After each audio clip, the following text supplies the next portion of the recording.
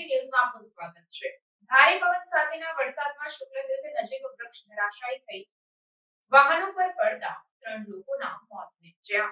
શુક્લતીર્થ ગામના પાટિયા પાસે વરસાદ અને વાવાઝોડાને લઈને વડનું ઝાડ ધરાશાયી થતા રિક્ષા અને કાર ઝાડ નીચે દબાઈ જતા એક મહિલાનું મોત નીપજ્યું હતું, જ્યારે અન્યોને ઈજા થતા સારવાર માટે ભરૂચ લાવવામાં આવ્યા હતા। ભરૂચની પૂર્વ પટ્ટી પર બપોર બાદ અચાનક વાતાવરણમાં પલટો આવતા શુક્લતીર્થ સહિતના વિસ્તારમાં ભારે પવન સાથે વરસાદ તૂટી પડ્યો હતો, જેમાં શુક્લતીર્થ ગામના પાટિયા પાસે ઘેઘોર વડલો ધરાશાયી થતા રિક્ષા અને કાર ઝાડ નીચે દબાઈ ગયા હતા, જેમાં રિક્ષામાં સવાર એક મહિલાનું મોત નીપજ્યું હતું, જ્યારે અન્યોને ઈજા થવા પામી હતી। કારમાં અંકલેશ્વરથી મેચ રમવા આવેલા યુવાનો વરસાદ પડતા પરત ફરી રહ્યા હતા, તે દરમિયાન વૃક્ષ પડતા તેમાં સવાર ડ્રાઈવર સહિત અન્ય લોકો ફસાયા હતા, જેઓને ગ્રામજનોએ દોડી આવી જેસીબીની મદદથી બહાર કાઢી 108 એમ્બ્યુલન્સની મદદથી સારવાર માટે ભરૂચ ખસેડ્યા હતા।